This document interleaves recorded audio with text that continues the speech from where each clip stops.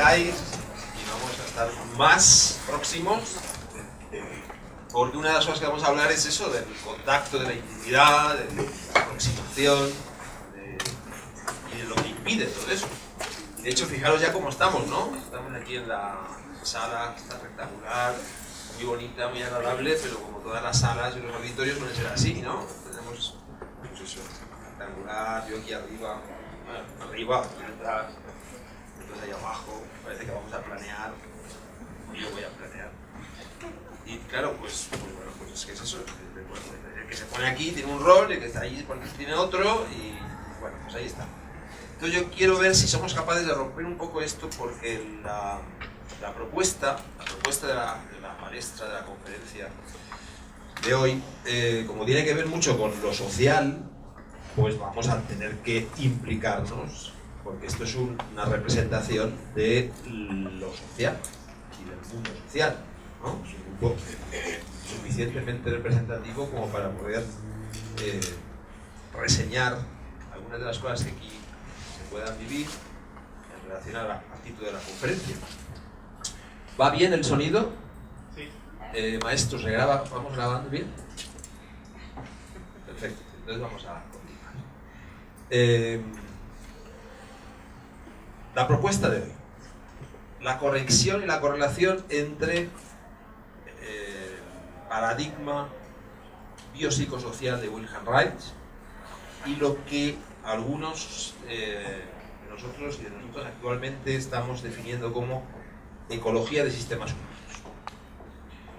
¿Qué conexión hay entre un paradigma que abre Reich y otros profesionales en los años 40, 50 en Europa y lo que algunos profesionales estamos abriendo desde hace algunos años? Y en esa conexión pasa también por proponer tres parámetros. La unificación y la integración de tres parámetros. El parámetro de lo clínico, el parámetro de lo social y el parámetro de lo infantil preventivo. Sobre esos tres parámetros va a girar un poco el encuentro. El encuentro que vamos a dividir en una primera exposición por mi parte, espero no sea muy aburrida, y una segunda parte en la que vamos a debatir algunas cosas o vais a tener la oportunidad de comprender, de preguntar y de comprender aquellas cosas que no hayan quedado claras o que a título personal os interese por lo que fuere.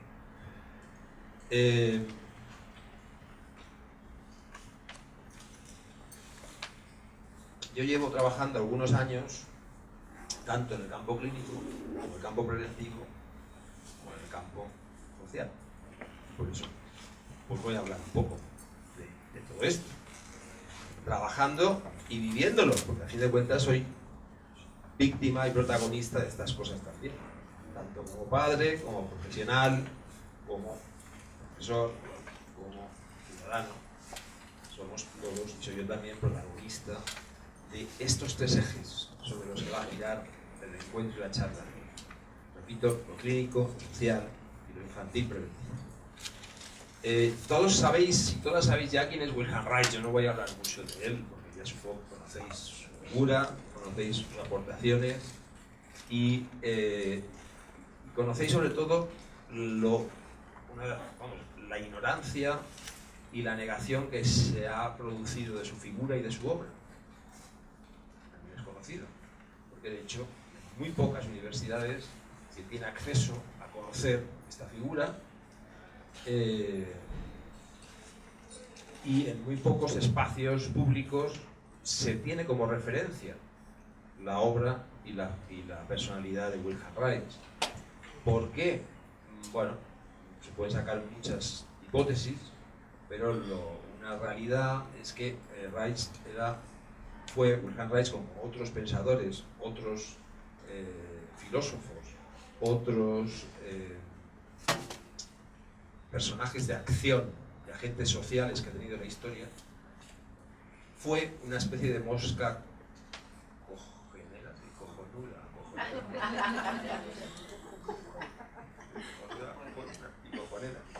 Es decir, un insecto molesto a muchos niveles, y como siempre yo digo, pues fue una persona que planteó una serie de cosas en un momento social y político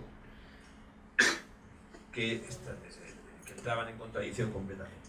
Entonces esa frase que se dice vulgarmente de que, bueno, ¿qué haces tú en un lugar como este en este momento? Es decir, esa frase que se dice de para mal o para bien, ¿no? Es decir, que coincide una serie de aspectos que hacen que un fenómeno sea bienvenido o sea muy mal. Es muy mal agradecido, muy mal agradecido. Y yo creo que Reich igual, no sé, como él hablaba, por ejemplo, de Copérnico y de otros, y de Galileo, otros personajes que en otras épocas han tenido figuras, han tenido relevancias similares, han roto paradigmas y han sido malditos, pues de alguna manera él también vivió un poco esta situación. ¿Por qué? Pues porque fue un maldito para una corriente en la que él formaba parte y potenció enormemente, que fue el psicoanálisis, y por lo tanto una de las corrientes principales de la psicoterapia, históricamente hablando, y también actualmente la psicodinámica o la psicoterapia, y fue maldito también en un movimiento social y político que en aquella época, como ahora, sigue siendo pues, de gran relevancia, que fue el movimiento, llamémosle más que movimiento, Partido Comunista. El movimiento marxista es una cosa, los partidos del Partido Comunista es otro, y Reich precisamente lo describió muy bien esta diferencia. Y bueno, claro, eso hizo que a partir de estas dos posiciones, de estas dos instituciones en contra de Reich, se fuera creando un bulo, se fuera creando una perspectiva cara a la gente, cara a los que vinieron después y a los que hemos recibido su legado, muy deformado y muy alterado por estas perspectivas, esta forma de describir un personaje. De hecho, fijaros que en lengua castellana todavía muchas de las obras de Reich no están ni siquiera publicadas en castellano. Gran parte, bueno, la mayoría de su obra no está publicada en castellano. Entonces, ¿cómo vamos a conocer algo que no tenemos las fuentes? En inglés, bueno, pues ni en inglés está publicado muchas de sus obras. De hecho, Patricia está en uno de los comités, en un comité que está trabajando precisamente la recuperación de los archivos Reich, que sabéis que se abrieron ya, hace unos años. Los archivos estos secretos que tenía Reich y que después vivieron, en fin, las cosas que están por ahí en los bulos. Pues si queréis luego preguntar estas cosas, podéis preguntar. Pero lo cierto es que la deformación de la información, que es manipulación de la realidad, pues crea muchas veces secuelas muy difíciles de cambiar. Y de hecho, lo que sigue sonando a reichiano, no digamos a orgonomía o a orgón, o un poco al concepto que Reich introduce en un momento determinado de su vida para hablar del fenómeno, de ciertos fenómenos vitales, pues suena a esoterismo, a algo pues, de locura, algo desprestigiado. Y no se sabe, y la mayoría de profesores y catedráticos de universidad, medicina, psicología y afines, ignoran que gran parte de las cosas que están aportándose desde la neurociencia, desde la psiquiatría y la psicología social, desde la psicología infantil y desde otras disciplinas, ya fueron descritos, manifiestos y elaborados por Wilhelm Reich. Y cuando yo lo planteo, mesas redondas, en conferencias, en algunos cursos, claro, se queda la gente un poco asombrada, porque hay una ignorancia. Bueno, si no conoces algo, no hables de ello. Pero es que el problema es que a veces no se conoce y se habla mal. Y eso, pues, Reich lo denominó, esa manipulación, la denominó peste emocional. Peste emocional, que es algo que es bastante habitual entre los seres humanos, que es pues, deformar, negar, manipular, tergiversar. Y los que escuchamos y recibimos la información, asumimos esa información sin acceder a las fuentes, que es un defecto también que tenemos en general las personas que queremos acceder a conocimientos muchas veces leemos a alguien que habla de, pero nos cuesta acceder a las fuentes. De hecho, yo siempre que digo que una formación es rigurosa y coherente cuando tiene la posibilidad de, a las personas que están participando en ella, darles acceso a las fuentes directamente. Si hablas de Freud, da textos de Freud. Si hablas de Reich, da textos de Reich. Si hablas de Erikson, pues da textos de Erikson. Algunos pequeñitos, pocos, y que la gente misma pueda tener acceso y saque sus propias conclusiones. Es decir, la posición crítica. Vamos a tener una posición crítica. Es difícil tenerla si no se conoce. Bueno, pues Reich no se puede ser crítico, porque repito, no hay posibilidad, o es muy difícil acceder a esas fuentes y nos tenemos que fiar de lo que se dice. Y aquí hoy también os vais a tener que fiar de lo que yo diga. Porque claro, a ver, voy a hablar de Reich, voy a hablar del paradigma reichiano y voy a hablar de... Por eso os aconsejo que no os fiéis mucho de lo que yo diga y que accedáis a las fuentes, que accedáis a la bibliografía, a los libros, a los textos, que quien quiera profundizar en ello, nuestra escuela, una de las cosas que ha facilitado la lengua castellana es la traducción de la mayor parte de las obras, de los escritos, de los artículos de Reich, que están a disposición de quien quiera tenerlo. Y de hecho aquí el Centro Reichiano tiene una copia de esas traducciones, ofimatizada, para quien lo quiera consultar en la biblioteca del centro. Es un trabajo que nos ha llevado muchos años y que todavía se sigue haciendo, pero bueno, está ahí. Si queráis, por lo tanto, pues no os fiéis de él. Y en realidad, el paradigma, ¿por qué paradigma? Bueno, ya sabéis, la diferencia entre teoría y paradigma es teoría abierta, es algo que no está cerrado, es algo que se está construyendo, pero que rompe los esquemas, rompe las bases de lo establecido, de lo que habitualmente vamos viviendo. Bien, ¿por qué paradigma? Ese paradigma reichiano, fundamentalmente, ¿qué dice? ¿Qué aportó Reich? Para mí, el aspecto fundamental que Reich aporta es uno, en la práctica, a nivel práctico, porque detrás de esa práctica está toda su teoría. El concepto de carácter. Carácter. Claro, carácter podemos pensar que es, pues lo que uno hace, la conducta o la personalidad. Para Reich, el concepto de carácter tiene una particularidad respecto a otras formas de escribir, otros autores, muy significativa. Para Reich, carácter es la coraza del yo. Reich lo que está planteando es que el animal humano, el mamífero humano, el ser humano, está, utilizando el castellano de Camilo José Cela, supongo que lo veis, está jodido. No sé si aquí utiliza la palabra, castellano, ya digo, Camilo José Cela, jodido. ¿Qué significa esta jodida? Pues que estamos hechos polvo. Más suavemente. ¿Qué significa?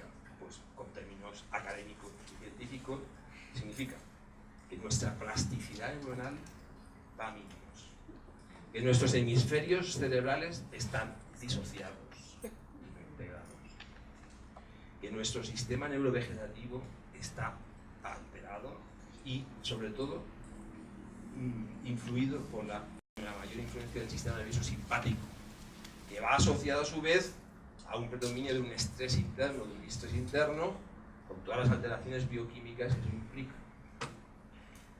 Está jodido porque su sistema neuromuscular tiende a mantener tensiones crónicas.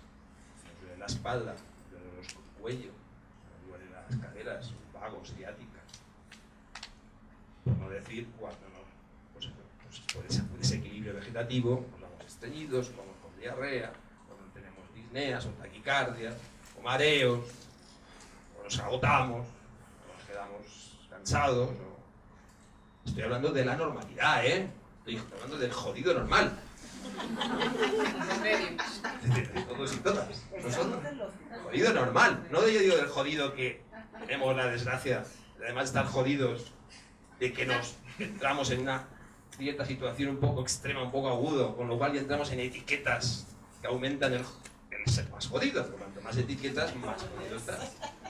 ¿Vale? Te ponen depresivo. Está deprimido. Usted tiene trastorno alimentario. Trastorno alimentario, usted ya está, usted es psicótico. Hombre, siempre hay categorías. Yo siempre he dicho que prefiero que me digan psicótico a que me digan maníaco depresivo, psicotímico, nos queda mejor, ¿no? O sea, psicótico es como más, no sé, más beat, ¿no? Te da una sensación de ser más... Entonces, ¿por qué? Porque puedes hacer lo que quieres. No, que yo estoy psicótico, oiga. ¿No? Pensarlo un poco y veré.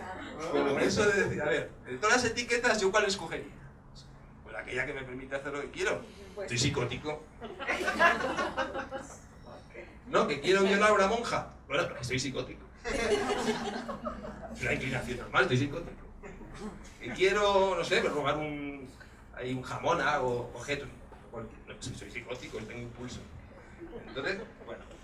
Pero, claro, al mismo tiempo tiene contras. Un psicótico no puede trabajar, un psicótico tiene que estar siempre medicado, un psicótico está siempre ya, supuestamente, no puede, no es fiable, no es fiable. Un psicótico no es fiable.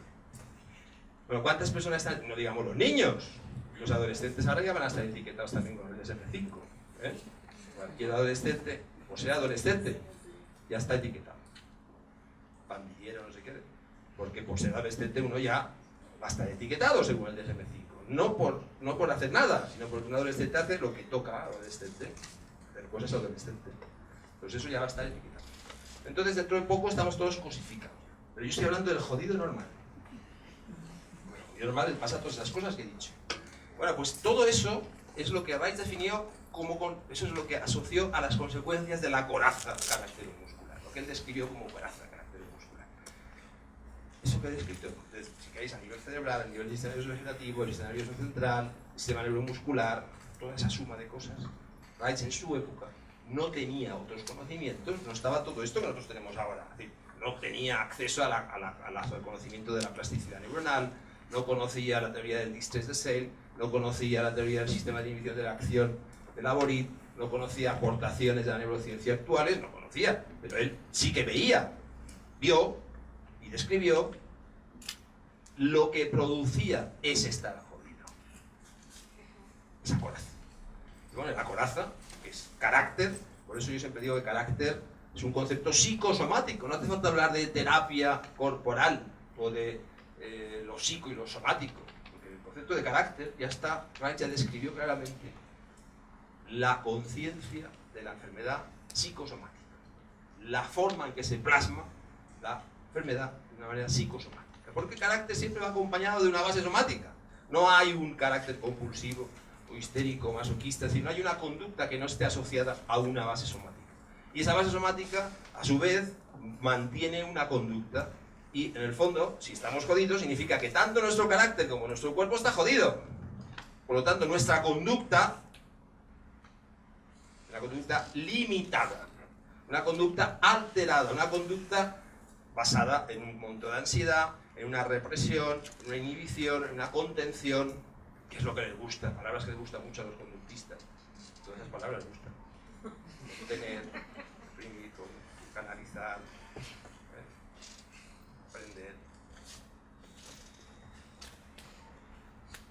Pero en el fondo todo eso ¿qué implica?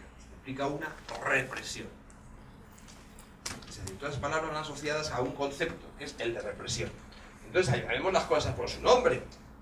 Es decir, en el fondo, la consecuencia de esa coraza, de ese carácter, es fruto de una constante y permanente estado de represión. ¿De represión de qué?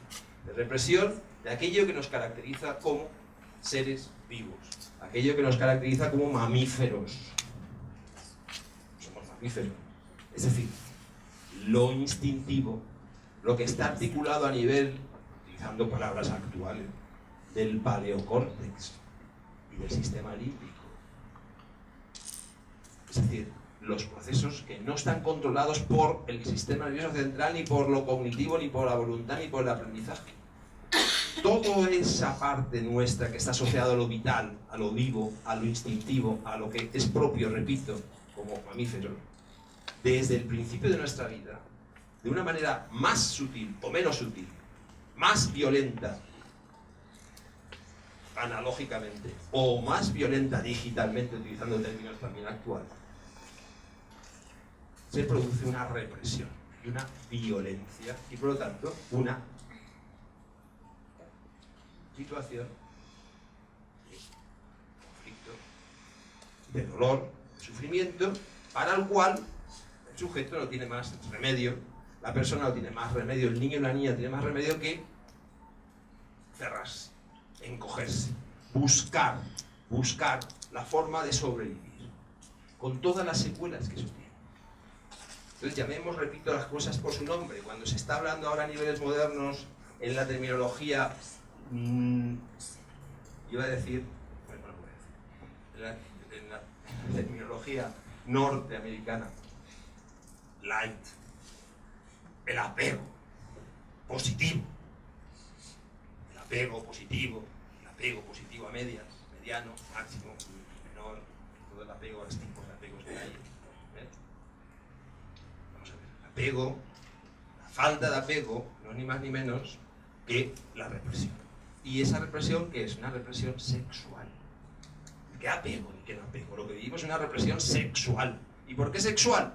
Pues porque el ser vivo, el ser humano, como mamífero, repito, desde que nace, antes de nacer ya necesita contacto, necesita atención corporal, necesita piel, necesita desarrollar uno de los instintos principales y fundamentales, que es el instinto de recogimiento y de contacto y de aproximación, que se llama sexualidad. Decir que el niño tiene sexualidad, ya cuando Freud lo dijo, pues ya todos se asombraron y se asustaron, pero es algo que se supone que se sabe. Entonces, que cuando el apego no es positivo, ¿a qué nos referimos? Pues a que se está reprimiendo, a que está creando una represión de afectos, una represión de contacto, una represión sexual, porque no se dice esa palabra. Y nos adornamos de si no, es que es importante el contacto, el calor, la piel. No, hablemos de cosas concretas, porque si no luego nos vamos a confundir. ¿Qué significa la represión sexual y qué significa el apego en la práctica? El apego significa pues que estés un poco cariñoso, que estés ahí un poco contento con el niño, que le tengas en cuenta, que te acerques unas determinadas horas al día, de vez en cuando te acercas. Ya has cubierto la estadística del apego. Pero, y el contacto, y la carga energética, y la carga emocional, y el componente afectivo, sexual, que compone todo esto, por ejemplo, la lactancia. Durante la lactancia, sí, hay apego asociado a la lactancia, pero no es una cuestión de lactancia solamente, es una cuestión de quién da el pecho, de qué capacidad tenemos para dar el pecho, qué capacidad de contacto y de transmisión sexual tenemos, y de apertura para facilitar ese contacto con el bebé. Sexual no significa genital solamente, no estoy hablando de genitalidad, estoy hablando de sexualidad. Y por lo tanto, ese bebé va a recibir un cuerpo y va a estar con un cuerpo amado, un cuerpo libre, un cuerpo pulsátil, un cuerpo abierto, y va a sentir, por tanto, vida. Pero eso no está acostumbrado a tener un bebé, y lo hemos tenido, porque los cuerpos que se nos acercan y con los que hemos convivido, porque son los que hay, pues son cuerpos fríos, cuerpos distantes, cuerpos cerrados, cuerpos miedosos, cuerpos encogidos, aunque den apego. ¿Vale? Entonces, vamos a diferenciar cosas. Es como lo del trauma. Hoy en día, otra cosa que está muy de moda, la teoría del trauma y las terapias del trauma. También corrientes californianas un poco, en fin, light, digo yo, ¿no? Un poco dialécticas. Vamos a ver. Desde la perspectiva europea, históricamente hablando, psicodinámica, el trauma, desde antes del siglo XX, ya en el siglo XIX, ya se hablaba del trauma. ¿Vale? No se descubre nada. Ni se descubre nada con las terapias de trauma que actualmente vienen de esas zonas, de esas áreas californianas.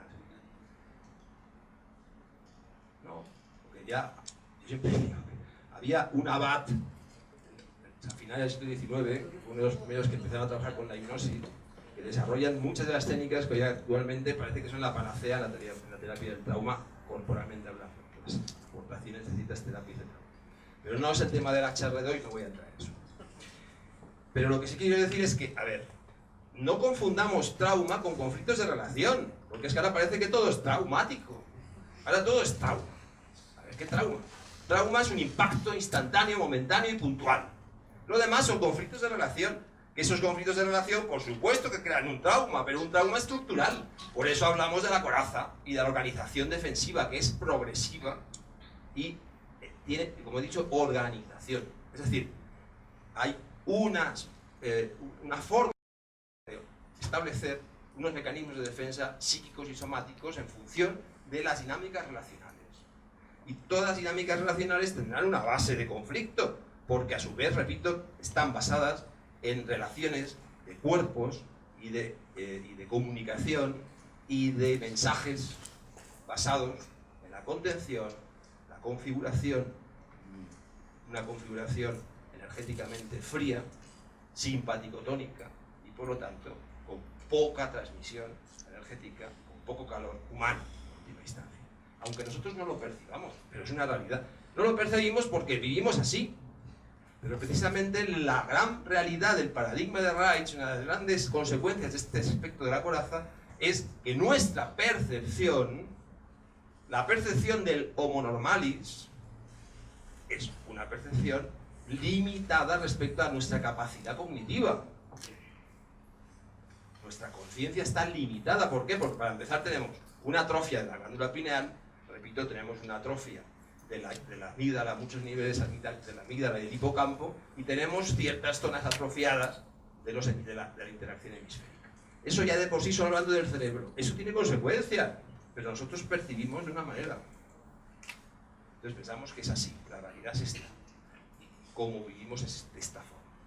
Y la mosca cojonera esta, como se diga, de Reich, lo que dijo es, no creáis eso. De hecho ya Platón lo comentó en su famoso discurso de la caverna. No creáis que lo que estáis percibiendo corresponde a la realidad y a la posibilidad y a la potencialidad que tenéis. No os lo creáis. Empezar a cuestionaros que estáis basándoos en una realidad limitada. Que vuestra forma de percibir y de sentir es limitada. Y que por tanto los propósitos y los deseos y los objetivos que os planteáis van a estar limitados. Porque no se trata de lo que uno quiera, sino de lo que nos permite. Primero Freud dijo el inconsciente, y luego Reich dijo nuestra estructura de carácter y nuestra coraza. Es lo que nos permite. Eso es lo que podemos hacer. Entonces, claro, fijaros la disonancia que hay con respecto a las teorías de la psicología positiva actual y de la situación a la que se tiende la psicología, que no es conductista, de pensar y de trabajar por el pensamiento positivo, por la posición de buscar objetivos loables, objetivos posibles, la confianza, la autoestima, la asertividad. Claro que sí, eso está allí y es posible tenerlo presente, hay que tenerlo presente. Pero partiendo de una realidad que se acerque a la realidad. Y la realidad que se acerca a una realidad que no conocemos mucho porque no tenemos la capacidad para conocerla, fijaros el discurso fenomenológico, está en aceptar el límite. Empezar asumiendo el límite. Y desde el límite, los límites y nuestros límites, podemos empezar a cambiar las cosas. Esta es la gran aportación desde mi punto de vista de Reich. ¿Por qué? Porque eso tiene que ver con esos tres ejes que os he dicho. El límite. El límite personal, que está reflejado en esa coraza, y que para superarlo habrá que buscar herramientas clínicas que puedan tener esa perspectiva global, esa perspectiva psicosomática, y la conciencia del límite y de la coraza, y la sistemática que permita respetar el ritmo individual y la organización defensiva para poder utilizar medios que no jodan más. Es decir, que permitan recuperar potencialidad sin reacciones, sin defensas agudizadas y sin alterar algo que se ha ido organizando poco a poco, que tiene un sentido, y esa organización defensiva esa realidad nuestra. De hecho, por eso es tan delicado el trabajo con el cuerpo y el trabajo con la psicoterapia en general. De hecho, ahora hace poco leí un artículo que salía en una revista de psicoterapia especializada que estadísticamente hablaba de los efectos iatrogénicos de cualquier psicoterapia. Es decir, ponía atención, riesgo, la psicoterapia también tiene efectos secundarios. Iatrogénico significa que aquello que sirve teóricamente para curar enfermo. Muchos medicamentos son iatrogénicos, yo diría que todos. El psicología. Pero también la psicoterapia puede ser. Por eso estamos hablando de una psicoterapia que, bueno, Reich, desde mi punto de vista, puso la matriz, planteó una matriz, y desde ahí se ha ido evolucionando. Y se han ido aportando cosas desde otros modelos también, que podemos recuperar para crear un foco, un espacio, un setting psicoterapéutico riguroso, en serio, como decía antes Patricia. Lo primero que hay que preguntar para garantizar un poco eso es, bueno, ¿y tú con quién has hecho tu proceso personal? ¿Quién has hecho tu análisis? Porque claro, si partimos de la base, es que yo me voy, quiero bajarme, pero no puedo más, ¿ya? Porque yo me siento muy alto. Si partimos de la base de que todos y todas, porque vamos, no va a haber unos que sí y otros que no. O sea, los psicólogos, pues por haber ser psicólogos ya no están jodidos. Los médicos, por ser médicos, ya tienen el pasaporte para salir. A ver. No, yo creo que estamos más jodidos aún que el resto. Pero bueno. Entonces, bueno, si partimos de ese punto de límite, pues tendremos que buscar formas para también, a nivel personal, cuestionar esos límites y ver la manera de superarlos, de neutralizar las tendencias que tenemos, por lo menos de conocer, en fin, algo. Eso, análisis personal, análisis didáctico, como queráis llamar, algo. Y de ahí, bueno, sí, todas las formaciones que queráis, todos los libros que queráis, todos los textos que queráis, y los cursos que queráis, pues eso es muy importante. Bueno, pues preguntar, hacer una estadística, una investigación. Propongo al Departamento de Ecología Humana que haga una investigación sobre cuántos psicoterapeutas de México han hecho su análisis personal. No, es una buena pregunta. Es muy fácil, ese trabajo es muy fácil. ¿Cuánto? Es una variable fundamental para el ejercicio y el oficio de psicoterapeuta. ¿Por qué? Porque, repito, ¿cómo voy yo a comprender, a acercarme a comprender la realidad del otro, si yo no tengo ni puñetera idea de cuál es la mía? Si yo me lo estoy inventando. Hay niños. Sí, hay niñas. Las niñas están muy contentas con mis cosas. Se lo sabe todo. El problema no es de la niña. Si tú te asustas de algo, me lo dices. Sí, claro. ¿Vale? Me lo dices. No te asustas de que no. Sí, el problema no es de la niña. Entonces, Es mío. como digo, es un punto importante, ¿no? Me pregunta, ¿y por qué ocurre esto? Pues porque está por delante la economía que la deontología, que la ética. Entonces cuesta mucho formarse como psicoterapeuta con un rigor mínimo.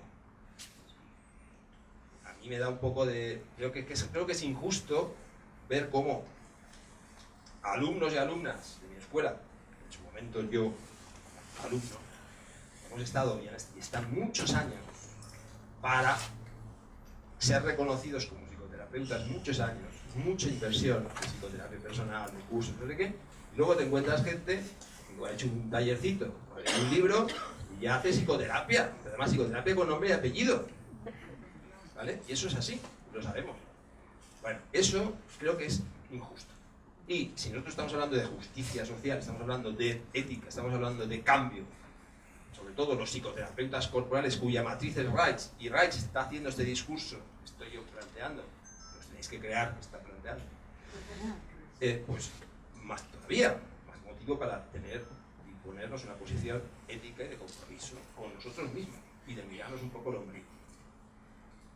Como digo, hay psicoterapias que pueden ayudar a resolver un poco a ese problema personal del carácter y de corazón, el eje clínico. Pero la psicoterapia es, individual o de grupo, siempre va a ser limitada, porque somos millones de personas y no hay millones de terapeutas, mucho menos, ya digo, formados y con conocimiento suficiente.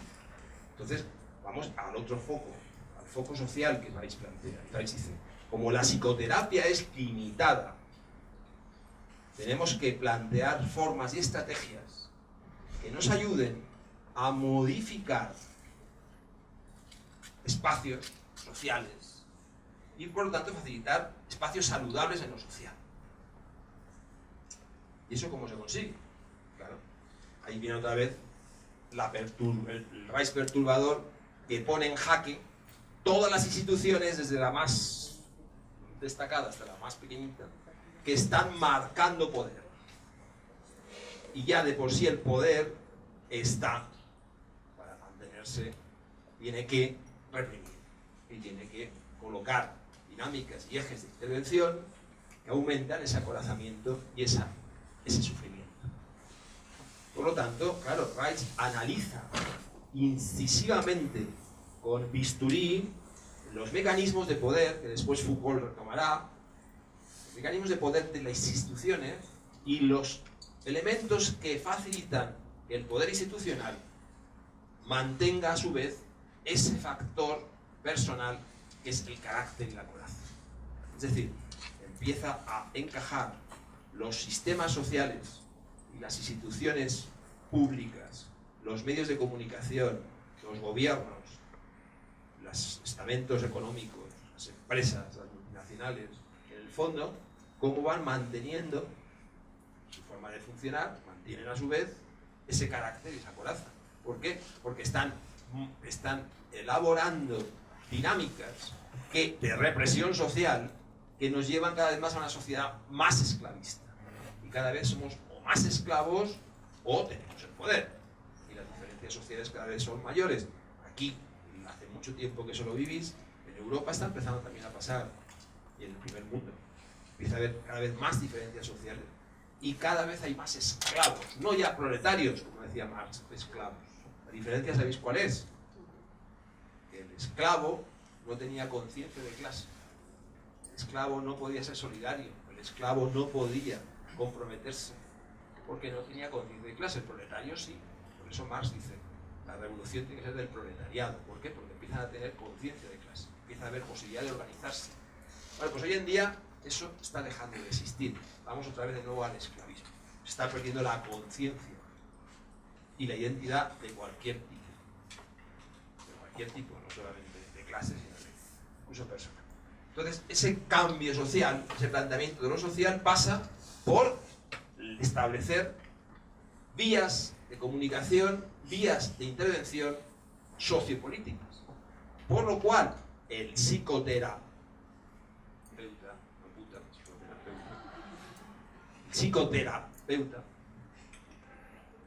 pues bien, hay puntos en común. El psicoterapeuta tiene que ser, como decía mi maestro, doctor Federico Navarro, neuropsiquiatra italiano formado por Ragner, discípulo de Reich, decía, el psicoterapeuta tiene que ser, no por deber, sino por identidad, agente social. Agente social, ¿por qué? Porque lo que está viviendo en sus divanes, lo que está observando en el acompañamiento de las personas, si es coherente, si siente, si vibra, si vive esa realidad, le va a impulsar a buscar soluciones fuera, a comprometerse socialmente, a comprometerse políticamente. ¿Por qué? Porque estás viendo el origen del sufrimiento. Pero es que ese origen no solo viene de lo actual y del campo de lo social, sino que también viene de los orígenes. Y los orígenes no ya de la humanidad, están muy lejos, y que tenemos un legado patriarcal muy pesado, sino de los orígenes que todos los días observamos, acompañamos, percibimos, escuchamos. El comienzo de cada vida. El comienzo de cada vida humana. Empieza una historia que tiene la posibilidad de ser diferente a la que hasta ahora conocemos, o continuar y repetir, y por lo tanto mantener el estado de cosas actual. Ese es el otro eje, el de la prevención, el de la intervención preventiva desde el principio de la vida. Está claro que diréis, eso es un artículo de lujo, pero si los niños viven una violencia terrible, si en los países del tercer mundo, o países latinos, o países también cada vez más europeos. Los niños pasan hambre, los niños les pegan, los niños son abandonados todavía. Claro, sí, bueno, eso es la violencia mayor, pero es que esa violencia va acompañada a su vez de una violencia más sutil, más disfrazada de tecnocracia, de tecnología y de florituras, que es la violencia que se ejerce por el homo normalis, en situaciones normales, cada vez que un niño y una niña nacen, o cada vez incluso que se queda embarazada una madre, porque empieza a haber ya unas dinámicas de estrés, porque no hay un conocimiento ni una posibilidad de desarrollar las condiciones para que el ser humano, mamífero humano, viva un proceso de potencialidad de sus capacidades y de todo lo que su ser podría dar. Entonces, la organización de la coraza empieza ahí, empieza desde el principio de la vida, con un nacimiento clínico, con una falta de contacto entre la madre y el bebé, con una falta de apoyo de la figura paterna o de otras figuras relacionales a la madre, por lo tanto, la imposibilidad o la dificultad de encontrar espacios tribales donde realmente el niño y la niña entren ya en un espacio social repartido, igualitario, tranquilo, donde pueda haber una atmósfera ecológica. Entonces, siempre estamos viviendo con los límites impuestos por el consumo, por la economía, por el trabajo, por los compromisos, por los objetivos de logro, y la dedicación que hacemos a ese niño o esa niña, pues es el que es el normal. El normal para estar jodido. Y el normal para crecer jodido. Y ese tercer eje es el que integra, que encaja con los anteriores. La situación de límite personal, aspecto clínico, el origen y el mantenimiento de ese conflicto en lo social, con sociedades y sistemas basados en, repito, sociedades esclavistas de poder, basadas en el poder, y el mantenimiento de esas sociedades o sistemas, porque los ecosistemas esenciales, familia y escuela, reproducen las mismas dinámicas jerárquicas de poder, de violencia, de falta de contacto, de falta de comunicación, de objetivo de logro, que en los sistemas sociales. Entonces, esos tres ejes se convierten en un círculo que está permanentemente encontrándose. Lo social, lo personal, lo clínico, y el origen, lo preventivo. Prevención, campo clínico y campo social. Ese es el paradigma de Raes. Esa es la realidad que plantea Raes. Y los medios para cambiar eso también los plantea. Inicialmente, intuitivamente, comienza, por eso hablamos de paradigma, pone las bases para empezar a trabajar con sistemáticas, con organizaciones, con formas y dinámicas en las que esos tres ejes se tengan presentes, en las que se puedan abordar los tres al mismo tiempo, y para eso hace falta, evidentemente, dos cosas. Empezar a cambiar nuestra percepción, empezar a comprometernos y a asumir el límite, a comprometernos en esos cambios personales, y a su vez trabajar en equipo, empezar a saber trabajar en equipos interprofesionales, equipos donde lo social, lo político, lo biológico, lo psicológico, lo educativo, lo médico, lo pediátrico estén unidos, estén vinculados, haya una conexión. Claro, para haber una conexión entre esos estamentos y entre esos colectivos y entre esas profesiones tiene que haber un lenguaje. El lenguaje lo que posibilita es la praxis. Lo que permite un lenguaje es entender para tener objetivos y tareas comunes. Claro, por eso falta la adquisición de una teoría común. Por eso se está hablando de un paradigma. Ese paradigma lo han planteado algunos teóricos actuales desde diversos términos. Se ha hablado del paradigma de la ecología global, se ha hablado del paradigma de la complejidad, se habla del paradigma de sistémico. No, ahí no se utiliza tanto el paradigma, pero bueno, lo sistémico es muy importante también en la actualidad. Y esa perspectiva que estoy diciendo tiene mucho que ver también con ética. Y Reich definió a su teoría incipiente funcionalismo ergonómico, que nadie sabe lo que es, nadie lo conoce, y nadie ha oído hablar de ello. Pero bueno, todo esto que he dicho, Reich lo sintetiza en estas dos palabras, funcionalismo ergonómico. Bueno, entonces, ¿qué conexión hay entre estos paradigmas actuales? Véase la complejidad, la ecología global, lo sistémico, y lo que Reich en los años 50 plantea. Pues mucho, porque en el fondo se está diciendo lo mismo con otras palabras, y parcialmente. Edgar Morin, cuando habla de la complejidad, está planteando algo que yo acabo de decir aquí, que es la necesidad de concebir un fenómeno desde la mayor parte de puntos y de atención diferentes. Es decir, solamente podemos acceder a la realidad intentando verla desde todas las variables que están alterando, modificando, condicionando esa realidad, ese fenómeno, esa relación, esa situación. Fijaros lo importante que es eso, no solamente a la hora de analizar dinámicas sociales, sino a nivel más micro. Por ejemplo, una relación terapéutica, lo que ocurre en una sesión de terapia, el conflicto que trae una persona, o lo que le está pasando a un bebé que llora, o a un niño que somatiza.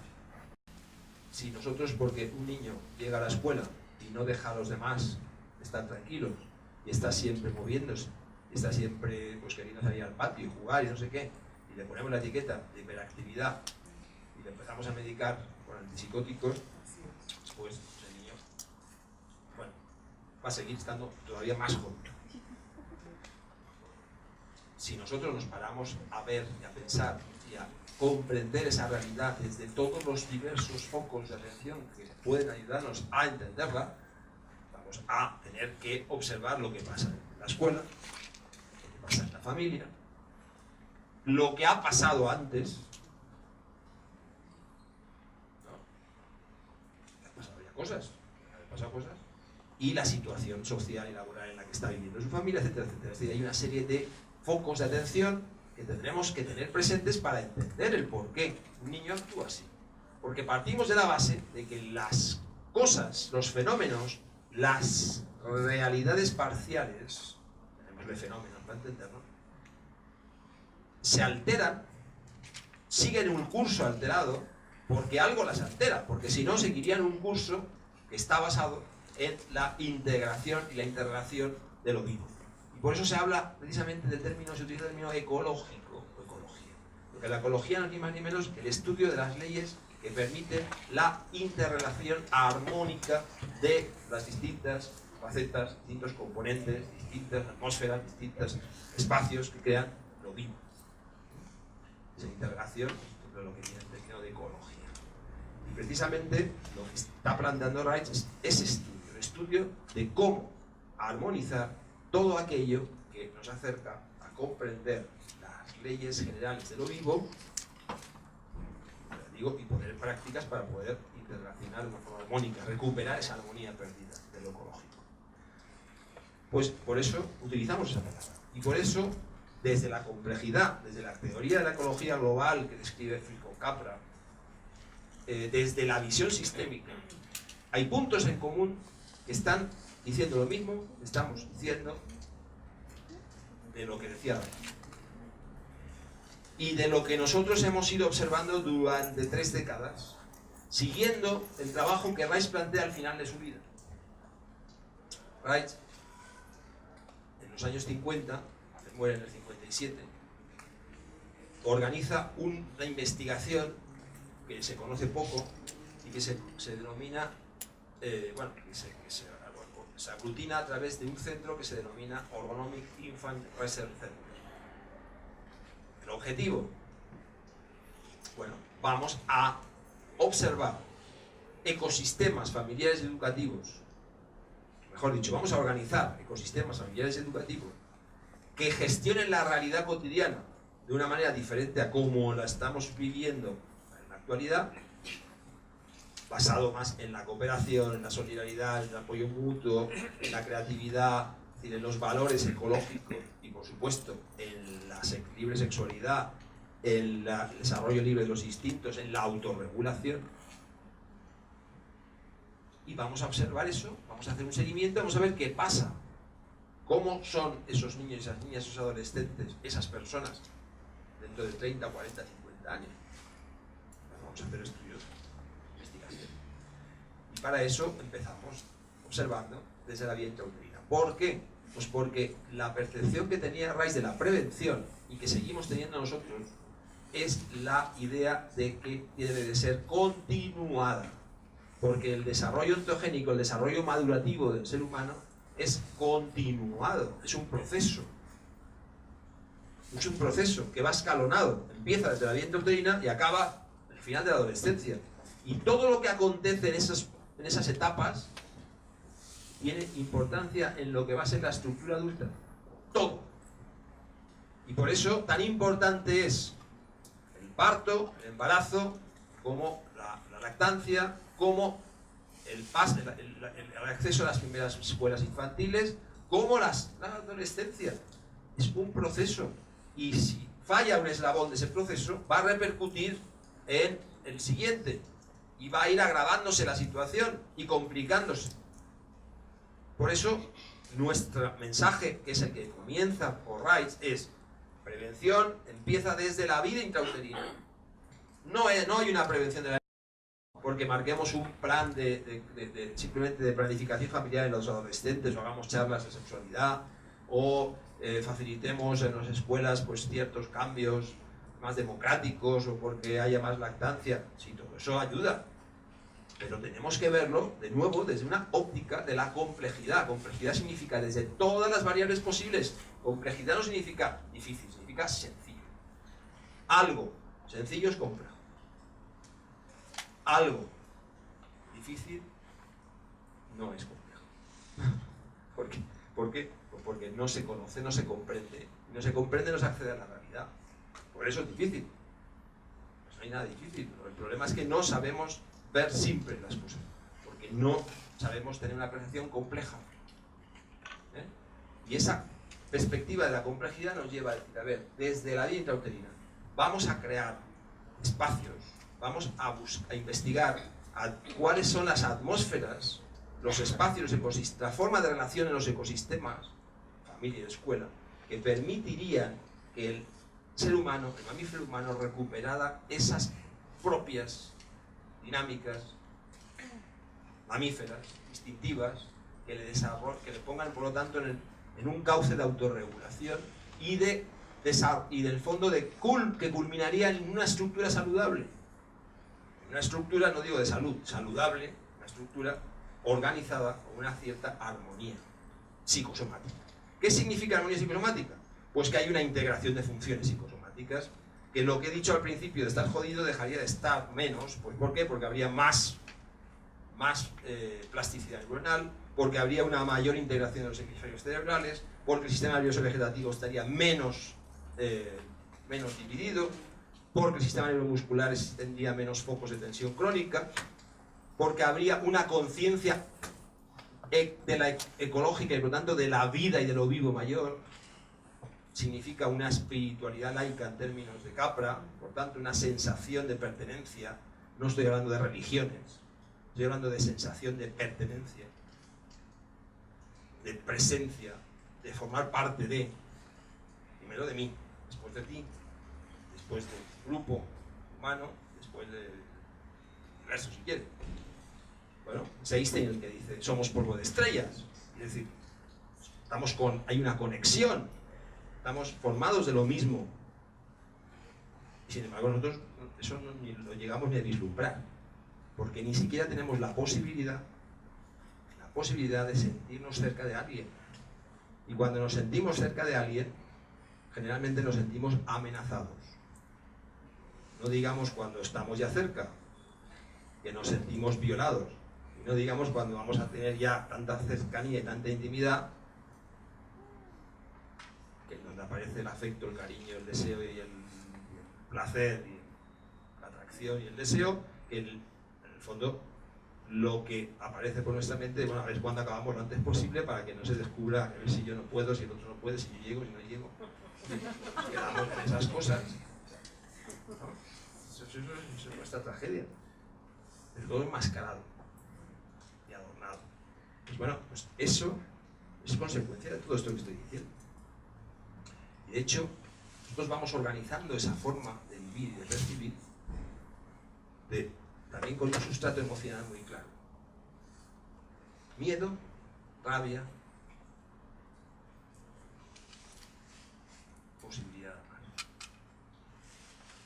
Si yo no trabajo, si yo no abordo el miedo, por mucho que yo aborde la rabia y el odio y la destructividad y el sadismo, difícilmente voy a poder acceder al amor. Si yo voy directamente al amor, como tantas autores y teorías actuales, la fuerza del amor, la fuerza del pensamiento positivo, nos queremos todos, nos amamos, y yo no me he permitido, ni nadie me ha permitido dar mordiscos, vivir la rabia y el sadismo que llevo dentro, consecuencia de toda esa represión. Es una ilusión cognitiva. Nosotros vivimos ilusiones cognitivas. Pero si yo puedo, por una de esas pudiera vivir todo eso, si yo no me he encontrado con el miedo auténtico que yo he vivido y que yo tengo dentro de mi piel, pues difícilmente voy a poder vivir esas pulsiones secundarias de una forma real. También va a ser ilusión. Voy a gritar ilusión. Porque el miedo es lo que en el fondo está manteniendo todo el otro edificio. Es el hormigón donde se mantiene todo ese edificio. Como digo, esa posibilidad de autorregulación es lo que permitiría ir modificando todos estos aspectos que he dicho, que se pueden ver parcialmente o se pueden ver globalmente. En el fondo estamos hablando de una recuperación de la humanidad, del ser humano, tal y como describe Edgar Morin, que es el autor de esta teoría de la complejidad. Él habla así de simple, recuperar la humanidad del ser humano. Es una palabra simple. ¿Quién ha desarrollado la teoría de la complejidad? Daros cuenta. Pero esa frase es muy compleja. Es simple, pero muy compleja. La humanidad del ser humano. Bueno, pues es prácticamente todo esto que estoy diciendo ahora. De hecho, quiero que hagamos un experimento.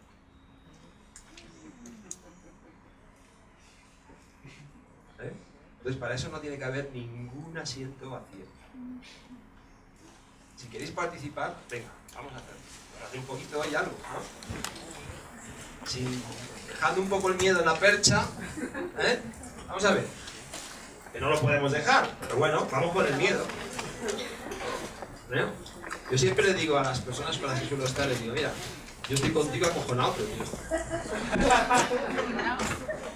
Pero vaya. No es como lo del psicótico. Bueno, ya lo que pase ya. Soy psicótico, estoy acojonado. Pero ya, a partir de ahí.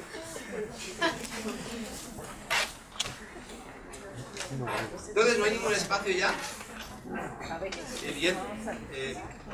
Vamos, podemos grabar al público también, ¿no? Si quieren, ¿queréis ser grabados o no? Si alguien no quiere ser grabado, no se graba. Se pone una... Es un poco difícil grabar público porque está puesto en la posición, pero bueno, vamos. Entonces, ¿qué os propongo? Pues muy sencillo, es un jueguecito para, en fin, para romper un poco el rollo intelectual que estamos aquí. Y es importante porque si no se comprenden las cosas, pues... Pero bueno, estamos al lado uno de otro, ¿no? Y una de otra, o una de otro. Entonces, apoyar el cuerpo en las sillas. Poneros aquí sueltos, relajados. Con los ojos abiertos. Enseguida viene la moda, ojos cerrados, no, ojos abiertos. Porque a ver, si no veo, ¿para qué hago nada? Hay que ver. y mirar. Si veo sin mirar, soy psicótico. Es una buena definición del psicótico, el que ve sin mirar. Pero eso es otra charla, ahora no lo voy a contar. Bueno, entonces, estáis así cerca y vais a estar con los ojos abiertos y lo que quiero es que los pies los tenéis en contacto con el suelo, poniendo en posición recta. ¿Para qué? Porque es muy importante para lo que vais a hacer ahora. Porque los ojos van a tener que ver, intentar mirar significa implicación, pero vais a ver a las personas que tenéis al lado. Si alguien no tiene al lado a nadie, pues es un límite,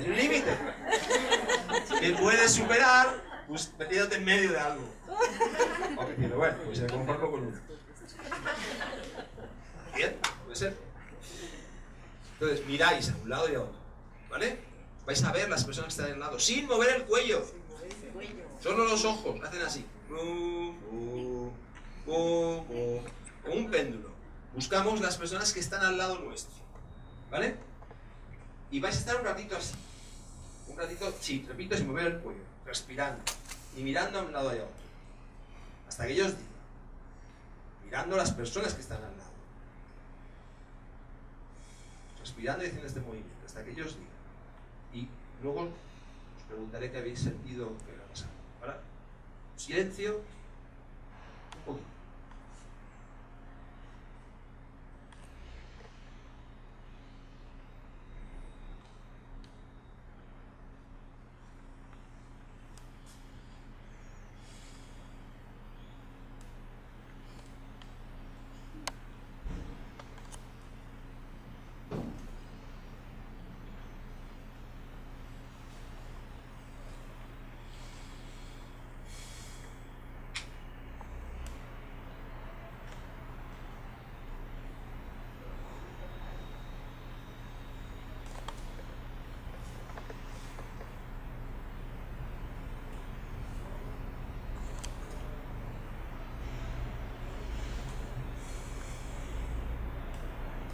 A ver, respirar así. A ver quién puede.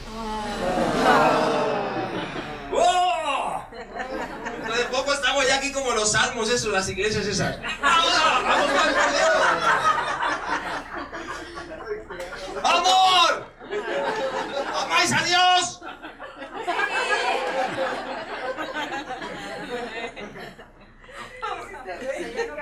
No digo que sea malo para nadie, te digo. Es una...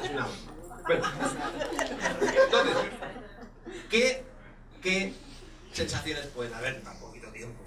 Pues no sé, primero cuesta, que no es fácil hacer el movimiento de los ojos, porque duele a veces y molesta. Algunos, seguro, molesta un poco. Segundo, yo hablo por vosotros, o sea que lo tenéis que hacer también. Claro, no podemos hablar aquí y dejar hablar a todos los que sois, pero luego alguien si quiere lo puede decir. Segundo, ¿qué podéis haber sentido también? Pues que era más fácil una parte que otra. Lo cual estamos hablando también ahí del tema de los hemisferios, ¿eh? Porque hay una conexión, un ojo y otro y un hemisferio. Bueno, también puede ser. También habéis podido tener alguna sensación de inquietud, ¿no? O sea, uy, ¿qué pasa aquí? ¿Eh? Inquietud que en un grado más extremo sería amenaza, ¿no? Es un poco así de amenaza, de miedo, de... Ha podido haber también alguna persona que dice, pues yo no he sentido nada, tío. O sea, me comas la bola que yo no he sentido nada. Bien, puede ser. No hay por qué sentir algo.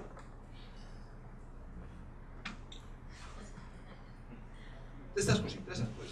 Pero ya os habéis visto. Ahora miraros. Mirad de lado. Miraros. ¿Por qué? Porque el bebé utiliza este movimiento ocular para acercarse al extraño.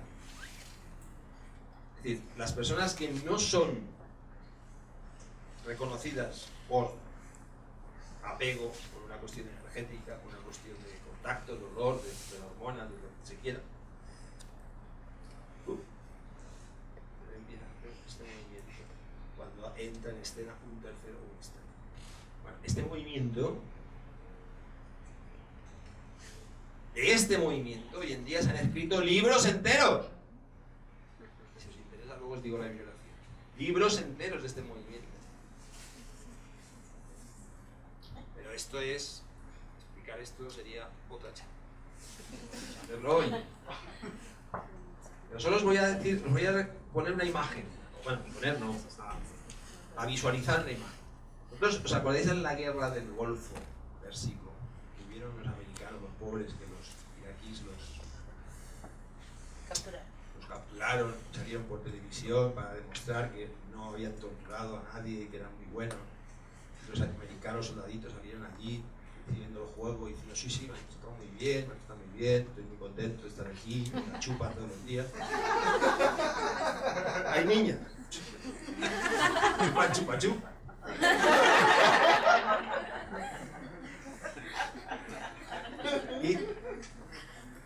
¿Pero qué hacía el soldado? Estaba ahí en la tele, ¿no?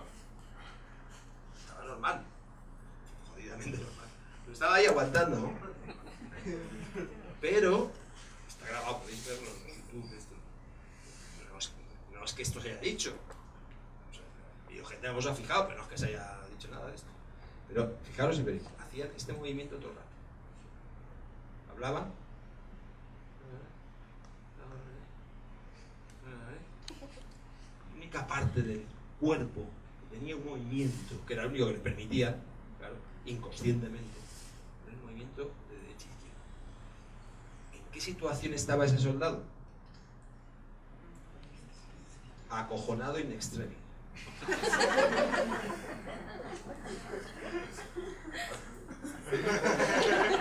O sea, miedo.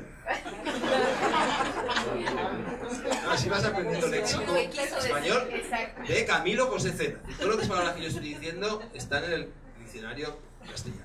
La versión de Camilo José Cena.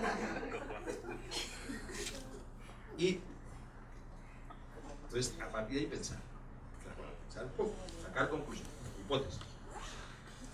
Vamos a hacer otra cosa. Segunda prueba. Ya hemos mirado. ¿Habéis mirado bien a las personas que tenéis al lado?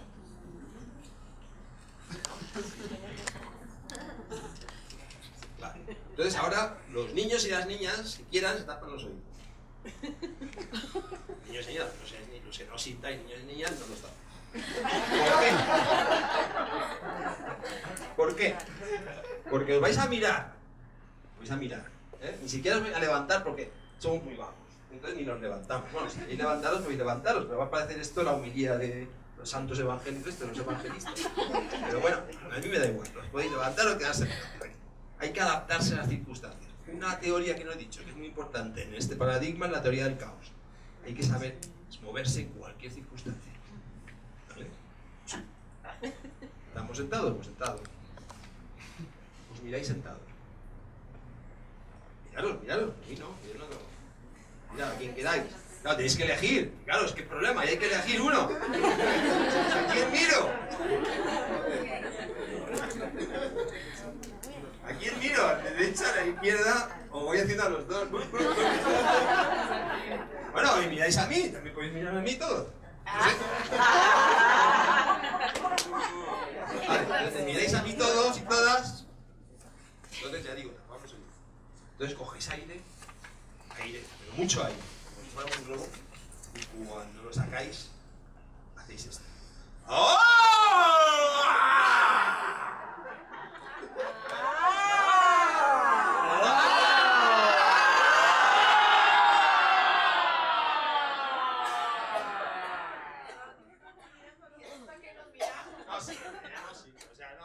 No sabéis, os parece que sea la... Ahora lo quiero pensando en alguien a quien mataría hoy. En el sentido simbólico, porque somos no violentos. No, mirando ahí. Pantalla en blanco, método Silva. Pantalla en blanco. asesinaron. Entonces te grito, de voz, ¿no? Hay un personaje que, de los X-Men, que con la voz, ¿no? ¡Oh! No sé, ¿no? Bueno, pero, a ver si somos capaces de sentir un poquito, solamente un poquito, la rabia que podemos tener de nosotros.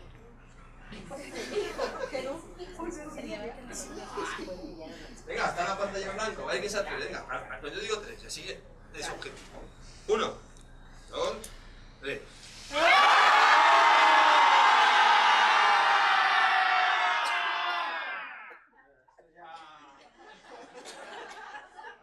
Ahí ya hemos sentido un poco más. Mira cómo viene la gente, mira, apuntaros al pastel, ahora que ya...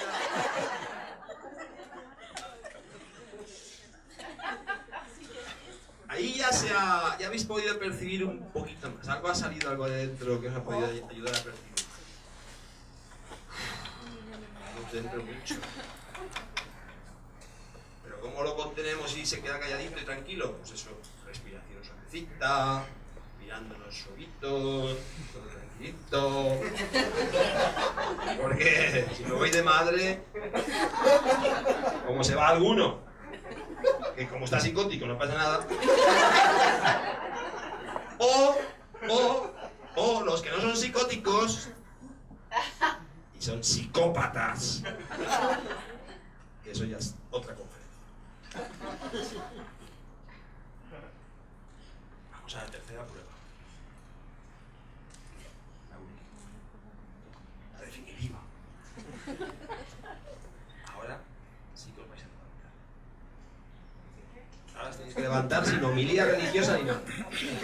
Tenéis que levantar. Y ahora sí que vais a elegir. Habéis escuchado los gritos, habéis visto así, habéis mirado a las personas al lado. Bueno, pues ahora elegid a alguien, os quedáis mirándolo, os quedáis mirando a alguien. Elegís. Sí, pues, muy bien. Esas esquinas han encontrado esa esquina. Esas esquinas solitarias han encontrado, y claro. ¿Y qué pasa cuando uno de pronto se encuentra en una esquina? Bueno, dejemos el tópico de las esquinas. ¿Qué se pasa? ¿Qué puede ocurrir si nos encontramos en la esquina? Pues vamos a aprovecharlo, ¿no? Entonces, nos hemos quitado un poquito el miedo de encima, hemos sacado un poco la rabia y nos hemos desquitado de aquello que nos pesaba, que nos impedía entrar en contacto con algo que de una forma cognitiva estamos haciendo. Nos miramos, respiramos y nos abrazamos. ¡Oh! Ahora el abrazo tiene un poco de sentido. Venga, abrazado más, aprovechad, hombre, aprovechad.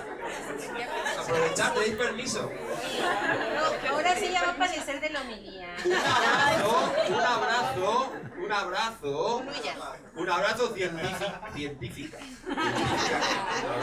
Un abrazo.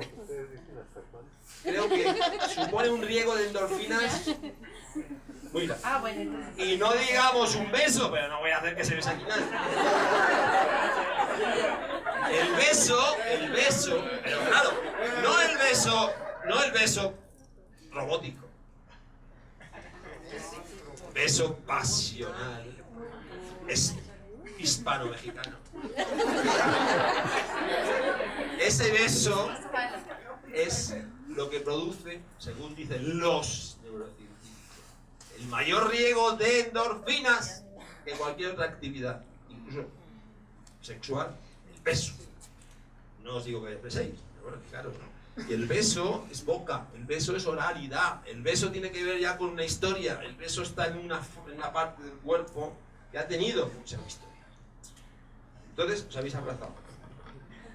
Bueno, el abrazo, siguiendo la homilía religiosa, el abrazo en este momento tendría más sentido que si directamente hubiéramos dicho vamos a abrazarnos, a sentir el amor y el contacto. Si tuviéramos la secuencia: miedo, rabia, cariño. Ese es un proceso de emergencia de lo emocional. Si queréis sentaros, podéis sentar ya. Amén, muy bien, amén. Que pocas psicoterapias, que pocas intervenciones en prevención tienen presente. Miedo, es lo primero, es la causa original, es lo primero que hay que, foco de atención principal. Pero ese foco de atención principal no se puede abordar directamente, inmediatamente. Eso también es cierto, pero es lo esencial. Después vendrán todas las pulsiones secundarias, rencor, vergüenza, envidia, etcétera, rabia. Una vez todo eso se va puliendo, podemos empezar a tener la capacidad de encontrarnos claramente con el amor. El amor, esa palabra tan tópica. Está ahí, claro que se tiene. Pero una vez más estamos viendo desde una perspectiva global. Entonces, ¿qué pasa? ¿Que no podemos amar? Bueno, amaremos, claro que amaremos con el límite. Amaremos como podamos. Amaremos como nos dejen. Amaremos como sea. ¿Vale? Muy bien. Pero no nos engañemos. Amamos de una forma que no tiene que ver con lo que podríamos y con la forma, con la capacidad de amar que podríamos tener y desarrollar. Esa capacidad de amar, ese contacto con la vida y con lo vivo, es el objetivo que se plantea este proyecto de la ecología de los sistemas humanos.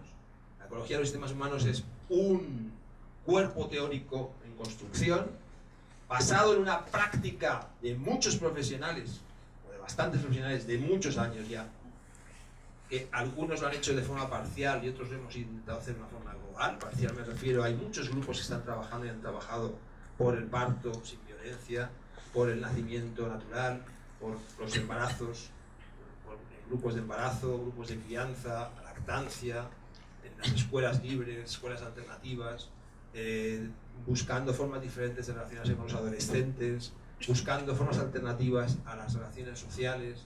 Perfecto, perfecto.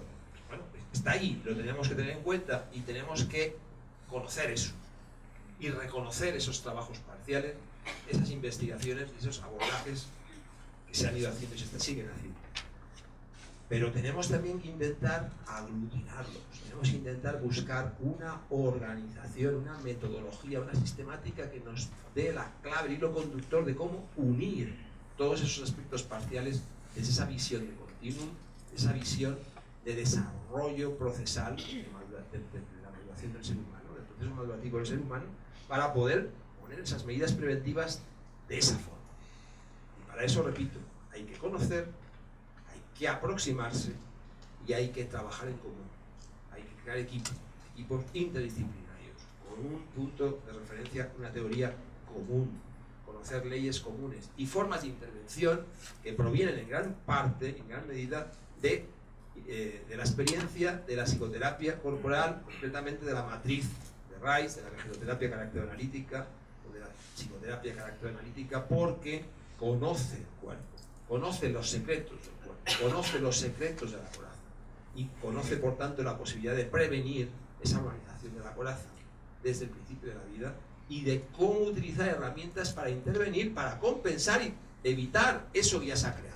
Es decir, la ecología de sistemas humanos, la praxis, no es crear una burbuja de personas saludables que se desarrollan en unas condiciones determinadas y que Rice, a nivel de investigación, como digo, empezó y no pudo acabar porque fue detenido por la Food and Drug Administration y se fastidió todo el invento, pero se ha seguido trabajando en esa línea. Pero bueno, son líneas de investigación. Pero el proyecto social es el de decir a las personas: vamos a asumir la realidad de cada cual, desde la realidad de cada cual vamos a conocer a dónde podemos llegar, vamos a culturizar, vamos a intentar que las personas vayan asumiendo su responsabilidad. Para eso hay que culturizar, hay que transmitir, hay que dar a conocer. Pero desde esa realidad, en aquellas situaciones que no se pueda alcanzar eso que queremos, vamos a ver cómo podemos compensar lo que ya se ha producido. los partos clínicos, los partos con cesárea, las lactancias parciales, las entradas en las escuelas antes de tiempo, las crisis adolescentes mal llevadas. ¿Por qué? Porque el niño y la niña, el adolescente, todavía están organizando su estructura y por lo tanto son organismos plásticos sobre los cuales se puede hacer intervenciones preventivas que puedan paliar esos conflictos relacionales o esas situaciones traumáticas, sin necesidad de intervenir ni introducir settings o espacios clínicos, terapéuticos. No es necesario, desde nuestro punto de vista, no es comprensible hablar de terapia infantil. Fijaros, hay terapia infantil. No, antes de la terapia tiene sentido, en casos determinados, situaciones extremas. Pero la intervención preventiva evitaría, facilitaría el que el niño y la niña, la mayor parte de los conflictos se resolvieran de forma psicosocial sin tener que introducir settings terapéuticos, porque cambiando ciertas relaciones entre los miembros de la familia, entre la familia y la escuela, y con pequeñas intervenciones psicocorporales con los propios niños y niñas, se pueden paliar gran parte de las consecuencias de esa represión sexual, de esa represión de los afectos y de esa contención y de ese acorazamiento del animal. Por tanto, el proyecto es, vamos a asumir, a poner medios para que las personas asuman la responsabilidad que tenemos y que tiene cada uno para poder acercarnos a ese cambio desde el límite. Claro que se puede cambiar. Esto no es un mensaje resignado o pesimista. Es realista. Vamos a asumir la realidad para desde ahí cambiarla.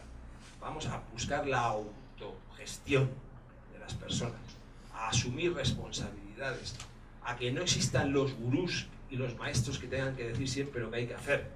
No, vamos a romper esa jerarquía y a mostrar aquello que ya podemos hacer y cada uno de nosotros podemos empezar a hacer. No se trata de que haya un especialista en masaje infantil que haga masajes a los niños que han tenido cesárea. No, se trata de que esos especialistas enseñen a los padres cómo se hace ese masaje para que lo hagan ellos y lo aprendan. En una sesión o dos lo pueden hacer y se acaban las consecuencias de la cesárea. No hay ya cesárea. ¿La cesárea? Mejor. No, pues los padres pueden autogestionar y pueden comprender y conocer de mano de especialistas que a su vez tienen una formación, no para tener el poder del conocimiento, sino para transmitir ese conocimiento y facilitar la autogestión de los ecosistemas. Ese es el discurso de la ecología de sistemas, tanto a nivel de ecosistemas esenciales, familia y escuela, como de ecosistemas más amplios, de las empresas, colectivos, grupos de trabajo, instituciones, que empiecen a plantearse relaciones basadas en la cooperación, la solidaridad, la autogestión y la asunción de responsabilidades. Por lo tanto, relaciones ecológicas, relaciones que están más cerca de lo vivo, más cerca de la realidad de la vida y por lo tanto de la realidad del ser humano. Gracias. Hasta la próxima.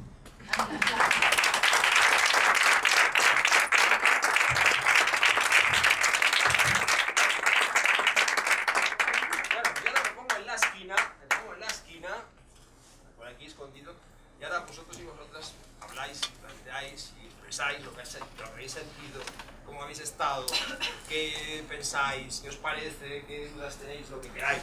Pues tenemos aún... ¿Cuánto más? 40. ¿Alguien quiere preguntar? El falo está a disposición.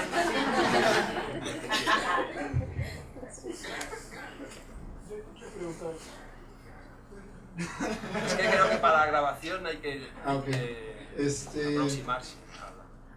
Bueno, en la construcción de la tecnología, a partir de que somos niños y nos presenta una realidad que no puede ser, más bien en la formación que nos dan los padres, que dan como resultado de la tecnología de cada persona, en la edad adulta, el niño, ¿dónde podemos catalogar la evolución de los celos? En esta evolución que presentas del miedo, la ira y después el amor. ¿Cómo posicionarlo? Porque en términos... Dos falos. Ay, para todos. Esto sí que es una universidad poligámica. Poliamorosa, eso mira, poliamorosa. Bueno, ¿cómo que Los celos. ¿Los celos? Los celos, en general, porque se dice, desde el punto de vista incluso antropológico, que hay una porción de celos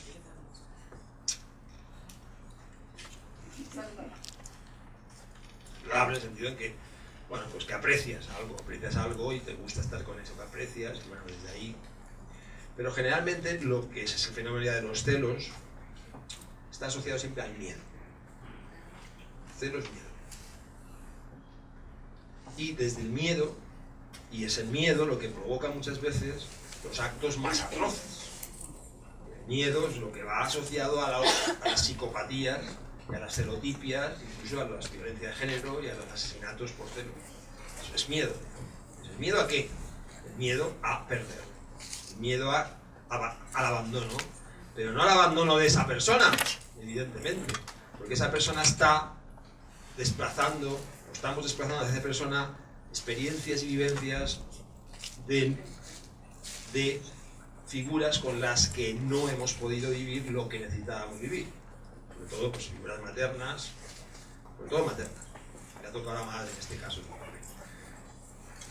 El padre es una figura secundaria y es otro tipo de celo el que se vive con el padre. Cuando todas las celotipias están muy asociadas a conflictos orales y primitivos muy fuertes. Personas que han vivido conflictos muy fuertes. De hecho, es precisamente una de las cosas y aspectos que tenemos que tener en cuenta. Es decir, la formación que planteamos para especialistas en ecología de sistemas humanos, que aquí en México se quiere empezar a desarrollar y se está ya realizando pues, de alguna manera, tal, tiene también un objetivo principal y es precisamente prevenir, no ya esto que hablamos de la coraza, no, el elemento más básico es prevenir las psicopatologías que van asociadas a carencias y a problemáticas infantiles muy grandes.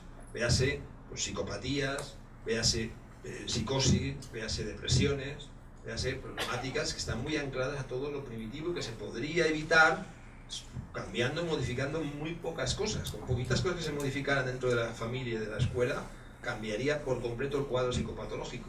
Los psicólogos y los psicoterapeutas tendríamos menos trabajo, pero bueno, sería nuestro problema, pero la gente estaría más contenta. Es decir, la prevención también es una alternativa para bajar el índice de psicopatología y con muy poco coste, no hace falta grandes inversiones económicas. No sé si te respondo, pero bien, más cosas. El falo que puede por ahí.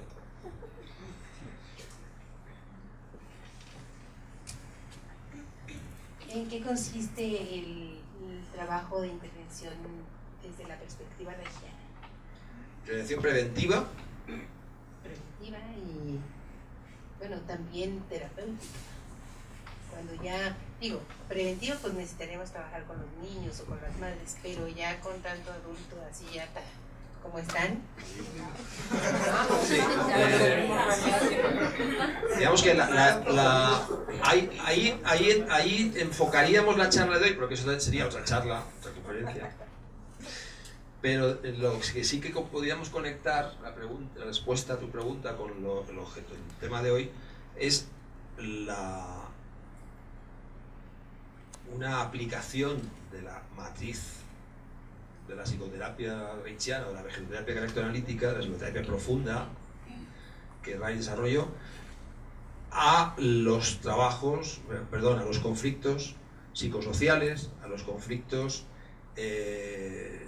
al sufrimiento emocional de las personas, al sufrimiento pues eso, cotidiano y algunas sintomatologías, algunos cuadros patológicos que no son excesivamente graves, véase cuadros de ansiedad, estados depresivos, ciertas fobias, ciertas obsesiones, etc. Y es algo que hemos desarrollado dentro de la escuela española y le puse el nombre y asumo responsabilidad de psicoterapia breve carácter analítica, que en el fondo es una intervención psicosocial un trabajo terapéutico focal, de muy pocas sesiones, y está organizado precisamente para que aquellas personas que no puedan tener acceso a una psicoterapia larga o que no quieran y que sigan o quieran tomar el modelo psicocorporal, por lo tanto tomen conciencia de que necesitan pues, una atención desde una perspectiva psicosomática que tiene en cuenta el carácter y la coraza, etcétera, pues puede recurrir a este tipo de intervención que es corta en el tiempo y cuyos objetivos evidentemente son limitados. El objetivo es pues, reducir el sufrimiento, bajar la sintomatología sin necesidad de recurrir a medicación, pero y sobre todo, muy importante, la posibilidad de tomar conciencia de algunos de esos límites caracteriales, de algunos de nuestros componentes psicosomáticos que limitan nuestro funcionamiento, para gestionarlo, para gestionar mejor esa realidad nuestra. Y eso lo estamos desarrollando y en el fondo la psicoterapia de carácter analítica, que también aquí ya algunos de vosotros sois especialistas y se sigue haciendo formación en ese sentido, entra dentro de la intervención psicosocial y por lo tanto tiene una parte de prevención, tiene una parte de trabajo preventivo dentro de esta intervención terapéutica. Pero bueno, no deja de ser un setting clínico. Y bueno, luego ya pues está el trabajo de la vegeloterapia de carácter analítica, que como sabéis, pues es el nombre que Rais dio a su evolución dentro del psicoanálisis, porque era el momento en el que se empezaba a tener en cuenta el sistema nervioso vegetativo. No es porque hiciera dietas vegetarianas, que también es importante, pero de vegetativo, el sistema nervioso vegetativo, no de vegetal, en este caso. Y sistema nervioso vegetativo, que es el sistema vinculado a las emociones, al funcionamiento de los órganos, etc. Entonces, en aquella época estaba empezando a conocerse, igual que ahora se conoce la neurociencia, igual Ray lo hubiera puesto la neurociencia carácter analítica, no sé. Pues habló de vegetoterapia carácter analítica. ¿Por qué? Porque en el fondo el objetivo ya no tanto era el recuperar un inconsciente y un equilibrio psíquico, sino un equilibrio neurovegetativo, un equilibrio emocional, psicocorporal, psicosomático. Bueno, pues ese tipo de trabajo se ha ido también desarrollando con el tiempo, evolucionando, y se ha convertido hoy en día en un referente de la psicoterapia. De hecho, incluso forma parte de las psicoterapias reconocidas por la Asociación Europea de Psicoterapia como modelo científico. Lo que pasa es que es muy poco conocida por lo que nos hemos hablado, porque, bueno, pues que hay otras cosas que se conocen más, porque son más accesibles, o por lo que sea, porque se difunden más. También es cierto que es un proceso que es complejo, porque ahí ya sí que busca, el objetivo es reorganizar la coraza, digamos, bajar el nivel de tensión, reconocer estructuras y desarrollar potencialidades que eso lleva un tiempo y es mucho más delicado, más sutil. Bueno, pues esas son todas esas herramientas con las que nosotros trabajamos dentro de la escuela, dentro del trabajo post-ritziano, tanto individual como en grupo.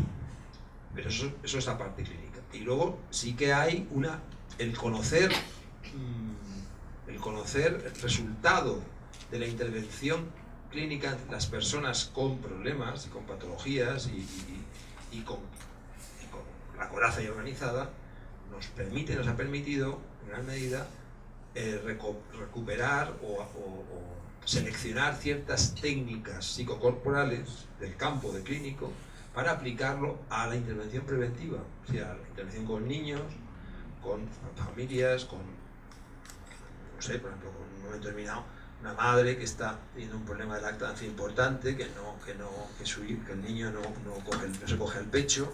Pues, bueno, hay visión compleja, hay muchas variables, puede ser un conflicto de pareja, puede ser un problema del bebé, de la madre, de la estructura, de lo que sea, pero puede ser también un problema de ansiedad de la madre, madre nutricia, una madre que quiere hacerlo bien, que siente que no puede, entonces se bloquea, se tensa, se bloquea, entonces a nivel neurohormonal tiene consecuencia esa contención muscular, entonces baja, por así decir, la calidez, el calor y la cualidad de la leche. Entonces el bebé, más que de la leche, del contacto con el pecho, entonces el bebé pues se retira. Entonces con una intervención psicocorporal con la madre de 1, 2, 3 sesiones, facilitándole la respiración, bajando tensión del cuello, del tórax, etc., se puede recuperar la relación fácilmente. Pero eso lo hemos así decir, descubierto, entre comillas, nos hemos dado cuenta de que es útil dentro del campo clínico. Y a su vez, los resultados que vamos viendo a la aplicación de estas técnicas en la intervención preventiva nos sirve para fundamentar y darle sentido al trabajo clínico. Entonces, por eso siempre decimos que una de nuestras medidas, nuestros factores de identidad en lo que ha sido la aportación a la ecología de sistemas humanos es esa aplicación de lo clínico a lo preventivo. ¿Por qué? Porque hay muchas personas que trabajan en el campo de la prevención, que son maestros, que son educadores, que son matronas, pero que no tienen experiencia de psicoterapia. Entonces, bueno, trabajan desde otro prisma. Pero claro, nosotros podemos aportar ese prisma clínico y creo que es muy valioso, muy importante, para que lo puedan también hacer las matronas, los educadores y quien quiera, y los padres, pero viene de ese campo, ¿vale? Entonces, bueno, pues es un aspecto interesante. Yo la primera vez que estoy escuchando. Sí, la primera vez que me ves a mí. Las sesiones estarían estructuradas en eso de miedo, rabia y amor, es decir, en esa línea emocional para que se terminara, o simplemente eso es un ejemplo de intervención. No, eso lo he puesto para que entendáis un poco cómo un poco dentro de lo que es la organización emocional, pues cómo hay que el foco de atención hacia dónde hay que dirigirlo y cómo. Porque muchas terapias trabajan más pues el primer aspecto, el aspecto del afecto, del amor, de la comprensión, de recuperación de lo positivo, de la empatía, entonces se quedan ahí. Otros trabajan mucho con pulsiones secundarias, vamos a sacar la rabia, a sacar la cólera, a sacar un poco a quitar el estrés, a bajar la tensión. Muchas terapias, no solamente corporales, por ejemplo, muchas terapeutas de Gestalt trabajan también así, ya, bueno, se quedan en ese sustrato. Y hay muy pocos, porque hay pocos medios, pocas herramientas que trabajen con el miedo, ¿vale? Entonces, claro, y sin embargo el miedo está en la base de todo eso, es lo que potencia todo eso. Entonces, a lo que yo me refería es que, bueno, pues hay que, claro, hay las psicoterapias que tengan en cuenta la integración de esos tres ejes emocionales podrán ser más efectivas si tienen una sistemática que permita integrarlos y abordarlos. Para las formas en que se aborda, no es directamente trabajando con las emociones esas, es a través de, sobre todo del componente neuromuscular, y a través del input neuromuscular vamos facilitando el acceso a las experiencias emocionales y a los recuerdos y por lo tanto a la recuperación de la historia. Pero bueno, era para que nos quedáramos solamente con esas diferencias en la forma de abordar lo que es la organización emocional de las personas. Ha hablado varias veces de tomar conciencia, supongo que desde el cuerpo vas tomando conciencia. Exacto, o sea, realmente la conciencia, o consciencia, pues se articula, y eso ya en la biología lo sabemos, se articula desde el tono, desde el músculo, desde la organización corporal. Entonces, es muy difícil tener conciencia solamente desde lo cognitivo, porque el cognitivo es aprendizaje. Entonces tenemos que estar aprendiendo todo el tiempo. Entonces hay cosas que para que estén ahí, teníamos que estar todo el día, y lo que pasa a veces con algunas terapias, con algunos enfoques, todo el día aprendiendo algo, teniendo en cuenta algo, cuando debería ser algo que formaría parte de nuestra vitalidad, de nuestro funcionamiento cotidiano, porque ya está introyectado conciencia. Tener conciencia de algo significa que ya forma parte de nuestra percepción y por lo tanto de nuestra introyección psicosomática, ¿no? Pero bueno, eso es difícil tenerlo si no es desde un cambio de aquello que impide el que podamos tener acceso a la conciencia de ciertas cosas. Y lo que lo impide pasa por el cuerpo, pasa por el límite corporal, el límite neuromuscular. Es un poco el cuerpo alienado, en vez del cuerpo liberado. Es un poco el objetivo. ¿Hay entonces algún paralelismo entre esta cuestión de Reichiana y las nuevas paradigmas también que van emergiendo de la atención plena y del mindfulness, donde la idea es también tomar conciencia desde el cuerpo, pero la diferencia tal vez es que desde una atención alterada, que esa atención relajada, estable y viva, que toma conciencia del cuerpo y va a reflejar. Hay una conexión desde los objetivos. La forma de trabajo es diferente, porque la forma, digamos, el mindfulness y estos movimientos actuales, quieras que no, trabajan desde lo cognitivo, aunque se experimenta y el cuerpo tiene una función, pero igual que la psicoterapia de carácter analítica que he descrito, la psicoterapia focal tiene más, digamos, la intervención tiene más peso lo cognitivo también. Lo que pasa es que cómo uses lo cognitivo. Pero la diferencia principal es que con la PBC, por ejemplo, poner una terapia breve comparada con el mindfulness, que también es breve teóricamente, no hay directividad. Es decir, hay muy poca directividad. Es decir, el terapeuta marca poco la dinámica que el paciente tiene que llevar, lo que sería el PBC. Pone medios y el paciente a partir de ahí son medios que permiten experimentar, que permiten trabajar ciertos aspectos corporales de forma espontánea y se van organizando esa experiencia, esa emergente. En el mindfulness, en lo que yo, en mi conocimiento, pues el terapeuta es más directivo, tiene que marcar más patrones de intervención directas, por lo que tienes poco que hacer, el estado de conciencia que tiene que adquirir, eres quien marca relajación, quien marca sugestión, quien marca conciencia. Vas tú llevando al sujeto, ¿no? Entonces, ya digo, en los objetivos es parecido, en la forma de intervención diferente. Pero bueno, ya digo, hay objetivos comunes. Gracias, buenas tardes. Ha estado muy interesante lo que nos has estado planteando y yo te preguntaría en relación a las líneas de investigación que tienen y la metodología que están empleando. Si nos puedes platicar un poquito. Sí, digamos que actualmente hay lo que estamos pretendiendo, por eso he dicho que esto es proyecto, lo que estamos pretendiendo es unificar las distintas experiencias que se han ido teniendo a lo largo de todos estos años en las diversas formas de intervención y por tanto dar cabida también a aquellas personas que han investigado ya o han trabajado líneas focales, por ejemplo, pues el tema de embarazo, de parto, de lactancia, etc. Y para eso estamos organizando lo que hemos definido como Instituto de Ecología de Sistemas Humanos, que es un instituto internacional donde está abierto a cualquier colectivo, a cualquier institución que se identifique mínimamente con este discurso y que pueda aportar lo que está haciendo o lo que quiere hacer dentro de este campo, porque este campo es muy amplio. Pero si vamos unificando, vamos acercando aspectos parciales, pues vamos comprendiendo más las cosas y vamos pudiendo desde ahí pues apoyar más la teoría en elementos empíricos. Por nuestra parte, concretamente en la Escuela Española, lo que hemos ido haciendo ya en estudios de seguimiento, que tenemos pues bastantes realizados, es pues eso, seguimientos desde embarazo hasta adolescencia de niños que han podido ir creciendo en espacios y en atmósferas diferentes, de formas con relaciones distintas, partos distintos, lactancias distintas. Entonces hacer seguimiento de esto y ver qué es lo que observamos. Entonces, con variables muy generales, muy genéricas, claro, porque cuando más crece el niño, más se complejiza la situación. Pero sí que, por ejemplo, hay un colega que es el que lleva el área de investigación de la escuela, y él siempre dice, tenemos que coger medidas de control y de referencia muy simples. Por ejemplo, sabemos y tenemos ya los estudios que pueden hablar de ello, digamos, desde el punto de vista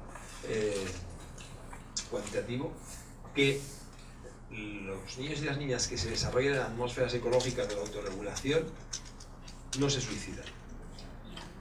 La mayoría de adultos. Parece una tontería, ¿no? Pero es un referente. Hay muchos adolescentes, hay adultos, y no cabe el suicidio. No cabe la psicopatía. Y no cabe la depresión. Estaremos jodidos normalmente, pero por lo menos estos aspectos no caben cuando se da ese proceso que describo. Y eso, bueno, hay un número. Cuanto más gente conozcamos y pongamos medios, mejor. Pero eso seguro, eso se garantiza. Bueno, que son más altos, más bajos, que aman más o menos, que son más afectivos o menos, que son más guapos o más feos, eso, pues no lo sé, hasta ahí no hemos llegado. Pero lo que sí que sabemos es que hay ciertas situaciones que forman parte de auténticos no sé, referentes sociales, o no, estigmas sociales por lo cual se gasta mucho dinero, se utiliza mucho tiempo y están ahí dentro de lo que es salud mental y también salud psicosomática, porque también podríamos hablar de lo psicosomático, de ciertas enfermedades, que podrían ser eliminados drásticamente si se pusieran unos medios no muy complicados. Son retos que hay que afrontar. Sí, estoy hecha un poquito pelotas. Es mi especialidad. Bueno, eso yo también siempre. Sí. Dudas de todo. Sí, estás hablando de algo muy interesante, ¿sí? Que al menos a mí me tiene así como que impactada y trabajando con esto. La prevención, ¿sí? Dices tú, desde que la madre está embarazada, cosa que creo El sistema está embarazado. Sí, que el sistema está embarazado. Sí. Ajá. Pero bueno, en general, si me equivoco, me corrigen, por favor, compañero. Creo que en México no trabajamos con la prevención prenatal, ¿sí? Sino ya hasta cuando tenemos el paquete. Bueno, hay algunos, que yo conozca, hay algunos grupos que lo van haciendo poco a poco. Algunos grupos, y de hecho aquí tenéis algunas personas que están trabajando en ello. Okay. Pero bueno, poco, sí que es cierto que quizás poco. Sí. Pero bueno, en general. Me falta conocer. Pero una vez que ya está el producto y que este producto es con problemas perinatales, con daño cerebral, con un montón de problemas del sistema y del producto, ¿sí?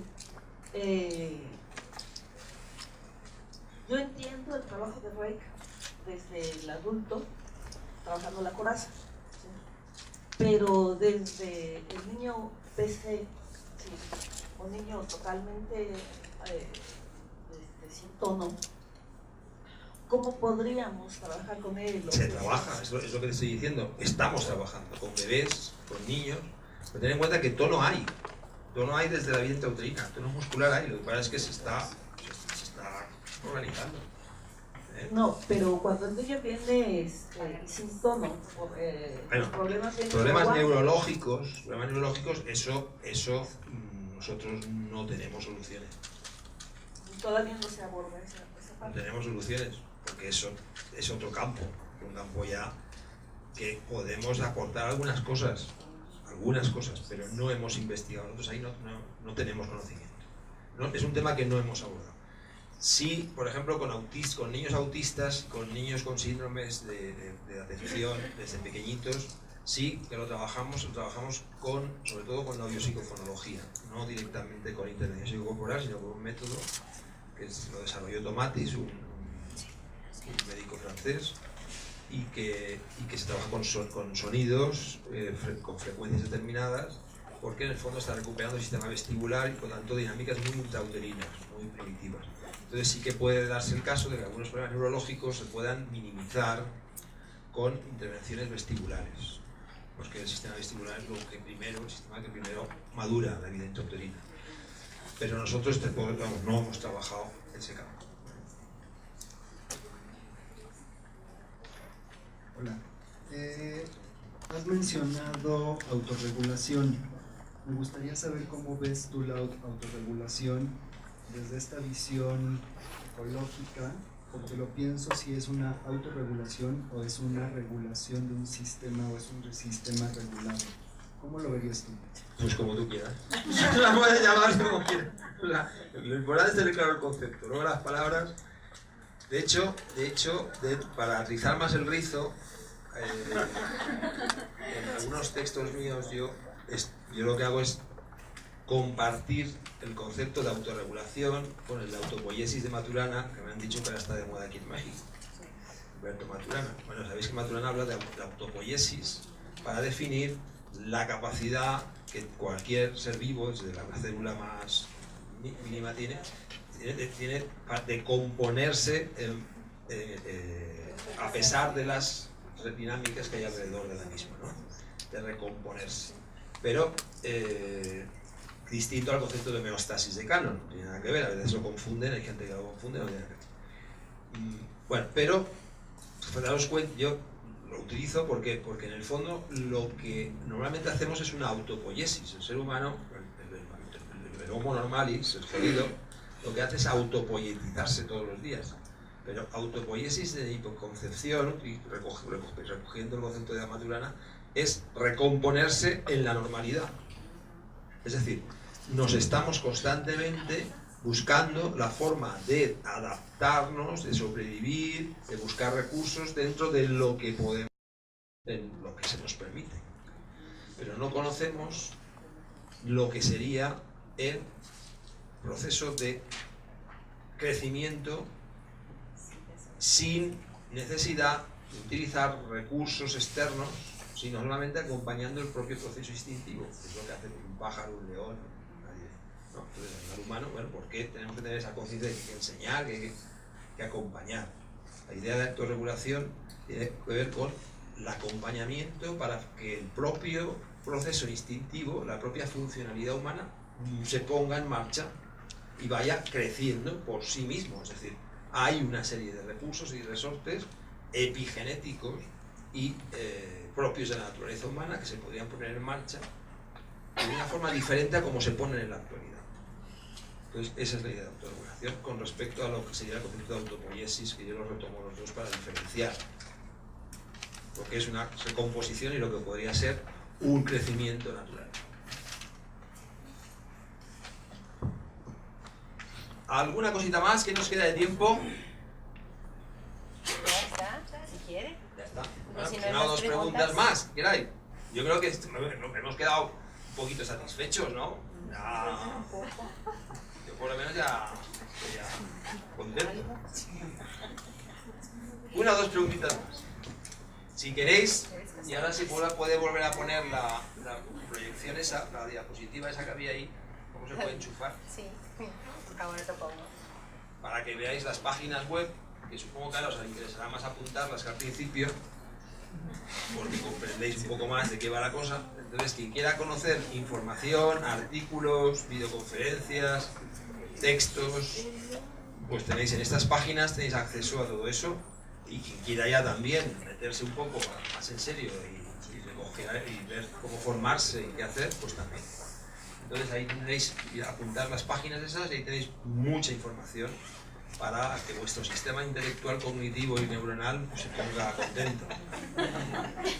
Pero yo siempre me despido en las conferencias con una cosa que quiero que hagamos entre todos. Me gusta despedirme así, porque es como, por eso, para darnos placer neuronal, pero hay una frase que me gusta que es, en vez de adiós, hasta luego, no sé qué, placer para todo el cuerpo. Eso.